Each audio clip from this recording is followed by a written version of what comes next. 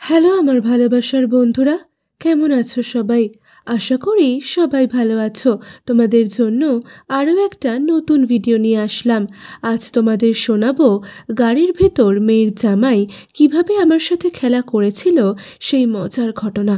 বন্ধুরা, ঘটনাটি শুরু করার আগে ছোট্ট একটি অনুরোধ, ভিডিওটি শুরু থেকে শেষ পর্যন্ত দেখুন। আশা করি অনেক মজা পাবেন। আর আমাকে ভালোবেসে থাকলে এখনই আমার চ্যানেলটি সাবস্ক্রাইব করে পাশে থাকা বেল বাটনটি বাজিয়ে দিয়ে আমার সাথেই থাকুন। বন্ধুরা, আমার নাম পারভিন, বয়স ৪৫ বছর। আমার স্বামী ওপারে চলে গেছে ৪ বছর হলো। আমাকে দেখলে বয়স বোঝার কোনো উপায় নেই। আমার একমাত্র ছেলে শাহিন, ও এখন শহরে একটা প্রাইভেট কোম্পানিতে চাকরি করে। শাহিন আমাকে অনেকবার বলেছে শহরে থাকার জন্য, কিন্তু আমি গ্রাম থেকে শহরে কখনো যেতে চাইতাম না। হঠাৎ কিছুদিন যাবৎ আমার খুব অসুস্থ লাগছিল। বাড়িতে একা একা থাকে বলেই শাহিন খুব তাড়াহুড়ো করে শহরে যাওয়ার জন্য বলল। ও ছুটি পাচ্ছিল না, তাই আমার ছোট জামাইকে বলল আমাকে শহরে নিয়ে যেতে। একটা কথা তো বলাই হয়নি তোমাদের, আমার মেয়েকে বিয়ে দিয়েছি ১ বছর হয়েছে। আমার মেয়ে দেখতে ঠিক আমার মতো। আমার ছেলের কথা মতো আমি আমার জামাইকে ফোন দিলাম আর আমাদের বাসায় আসতে বললাম। আমার জামাইয়ের নাম অঙ্কুর। সন্ধে নাগাদ অঙ্কুর আমাদের বাড়ি চলে আসলো। আমি দরজা খুলে অঙ্কুরকে ভেতরে আসতে বললাম। ও অফিস শেষ করে বাসায় না গিয়ে আমাদের এখানে চলে এসেছে আমার জন্য। তাই আমি ওর অবস্থা দেখে ওকে ফ্রেশ হতে বললাম। সচরাচর বাড়িতে ঠিকভাবে তেমন থাকা হতো না আমার। একা একা থাকি বলে ঘরটা তেমন গোছানোও ছিল না। অঙ্কুর যখন ঘরের ভেতরে প্রবেশ করলো, তখনই আমি ওর দৃষ্টি দেখতে পাচ্ছিলাম আমার ডাবের দিকে। অবশ্য আমার ডাবগুলো বিশাল বড় আকারের, তাই দৃষ্টি পড়াই স্বাভাবিক। আমি সব কিছু দেখেও না দেখার ভান করে অঙ্কুরকে খাবার দিতে শুরু করলাম। যখন আমি ওকে খাবার দিচ্ছিলাম তখন ওর দৃষ্টি আরও স্পষ্ট ছিল। দেখলাম এক নজরে সে আমার দুটো ডাবের দিকেই তাকিয়ে আছে। আমি যে অঙ্কুরকে কি কি খাবার দিচ্ছি তা দেখার কোনো নাম নেই ওর, তাই আমিও ওর পাশে খেতে বসে পড়লাম। আমি অঙ্কুরকে বললাম, অঙ্কুর, তোমাকে কী জন্য আসতে বলেছি সেই কথাটা এবার বলি। ২ দিন থেকে আমার ঘাড়ে প্রচুর ব্যথা করছে। এখানে কোনো ডাক্তার দেখিয়ে তেমন কিছুই হচ্ছে না। আর আমার ছেলে বলল তোমাকে নিয়েই শহরে যেতে। এখন তুমি কি আমাকে নিয়ে যেতে পারবে? দেখলাম অঙ্কুর কোনো কথা না ভেবেই বলল, কি আর করার, হ্যাঁ পারবো। আপনি যেহেতু বলছেন আপনাকে নিয়ে যেতেই হবে, বলুন তাহলে কবে যেতে চাচ্ছেন? আমি অঙ্কুরকে বললাম, তাহলে কালকেই চলো। অঙ্কুর সাথে সাথে আমার কথায় রাজি হয়ে গেল। পরের দিন বিকেল হয়ে আসলো। আমি অঙ্কুরকে ডাক দিয়ে বললাম, আমার কিছু কেনাকাটা আছে, আমার সাথে একটু মার্কেটে যেতে হবে। অঙ্কুর রাজি হয়ে গেল আর আমাকে রেডি হতে বলল। আর অঙ্কুর নিচে গিয়ে প্রাইভেট কারে বসে আমার জন্য অপেক্ষা করতে লাগলো। আমি রেডি হয়ে যখন ওর সামনে গেলাম তখনও হাঁ করে আমার দিকে তাকিয়ে আছে। ও বলল, আজ কিন্তু আপনাকে খুব সুন্দর লাগছে শাশুড়িমা, বিশেষ করে এই লাল রঙের শাড়িতে আরও বেশি মানিয়েছে আপনাকে। আমি ওকে বললাম, এখন কি আর সেই বয়স আছে? আর আমার এই সৌন্দর্য কেই বা দেখবে? ও বলল, আছে মা, দেখার তো অনেকেই আছে, শুধু দেখালেই হবে। আমি ওর কথা কিছুটা বুঝতে পারলেও না বোঝার ভান করে গাড়িতে উঠে পড়লাম।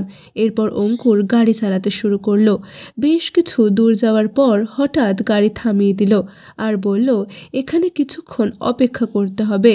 কিছুক্ষণ পর ট্রাফিক জ্যাম থাকবে না, তখন খুব তাড়াতাড়ি যেতে পারবো। আমি ওর কথা মতো ওখানে বসে থাকলাম। কিছুক্ষণ পর গরমে পুরো শরীর ভিজে একাকার হওয়ার অবস্থা। অঙ্কুর বলল, মা, আপনি কি কি কিনবেন? আমি বললাম, তেমন কিছু না, অল্প কিছু গরমের কাপড়, আর শহরে যাব তো তাই সামান্য কিছু পোশাক। অঙ্কুর আবার বলল, আপনি কিন্তু আমার কাছে সব খুলে বলতে পারেন, কারণ আমি তো জানি কোথা থেকে কোন জিনিসটা কিনতে হবে। আপনি বলুন তো আপনার কি কি কিনতে হবে? আমি কি করে গোপন কথা বলি তাই ভাবছিলাম। ও আমার চুপচাপ থাকা দেখে নিজেই বলতে শুরু করলো কি কিনতে হবে। বেশ কিছুক্ষণ পর ও ওই দুটো জিনিসের নাম বলে ফেলল। এরপর ও আমার দিকে তাকিয়ে খুব লজ্জা পেয়ে বলল, কত সাইজ লাগবে আপনার? আমি বললাম, তা তো আমি জানি না। ও বলল, কি বলছেন, জানেন না আপনি? ও কিছুক্ষণ চুপ করে থাকার পর বলল, তাহলে আপনি একটু পেছনে ঘুরুন তো, আমি দেখছি। এই বলে ও আমাকে ঘোরালো।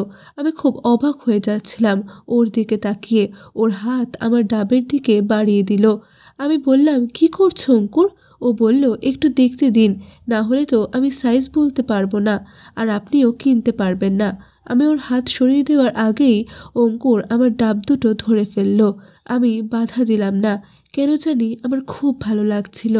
এই সুযোগে ও হাত দিয়ে পুরোই ধরে ফেলল আর বলল, এভাবে তো অনুমান করা যাচ্ছে না, সামনের দিকে ফিরে আসুন। আমি ওর কথা মতো সামনের দিকে ফিরলাম।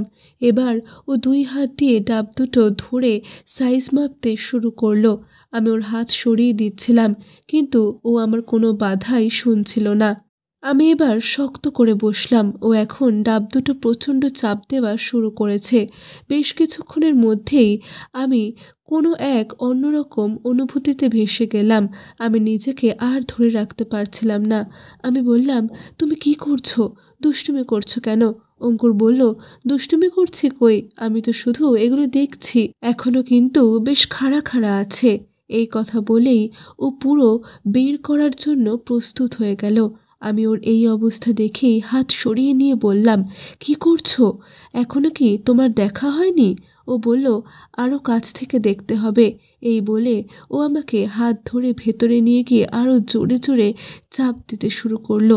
এদিকে আমি ওর হাত আটকাতে পারছি না, মনে হচ্ছিল সব কিছু ভেঙে চুরমার করে ফেলবে। ও বলল, মা, এগুলো কিন্তু এখনো অনেক সুন্দর আছে। আমি ওর হাত সরিয়ে দিলাম আর বললাম, হয়েছে এখন, দেখছো তো অনেক, আর কত দেখবে? লোকে দেখে ফেলবে তো। ও বলল, আরে কে দেখবে, গাড়ির বাহির থেকে ভেতরে কিছুই দেখা যায় না। এই বলে গাড়ির গ্লাসটা আটকিয়ে দিল, আর ওর একটা হাত দিয়ে আমার একটা ডাব বের করে নিল অঙ্কুর, আর বলল, দেখুন, এগুলো অযত্নে কেমন যেন হয়ে গেছে, আমাকে একটু যত্ন করতে দিন। এই বলে ও ডাব দুটো দলাই মলাই করতে শুরু করে দিল। আমি অন্যরকম আওয়াজ করছিলাম। ও আমার এই অবস্থা বুঝে ডাব খাওয়া শুরু করে দিল।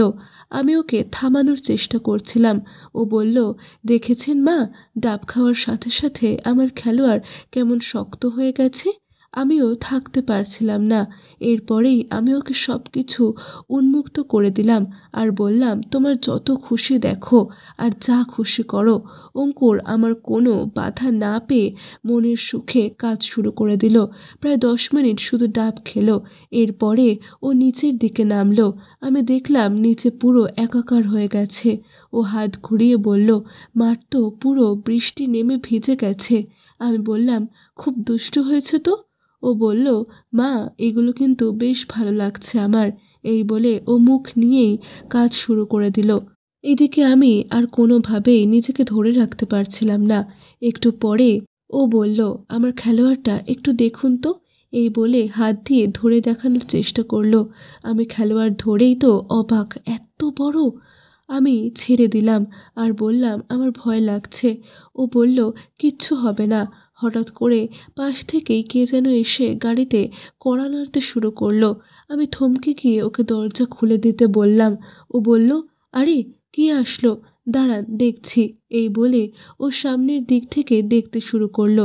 দেখলাম ট্রাফিক পুলিশ এসেছে আর বাইরে দাঁড়িয়ে আছে। তারপর ও সব কিছু ঠিকঠাক করতে করতে বলল, মা, আসল কাজ কিন্তু এখনো বাকি আছে। আমি বললাম, বেশ দুষ্টু হয়েছ তুমি জামাই।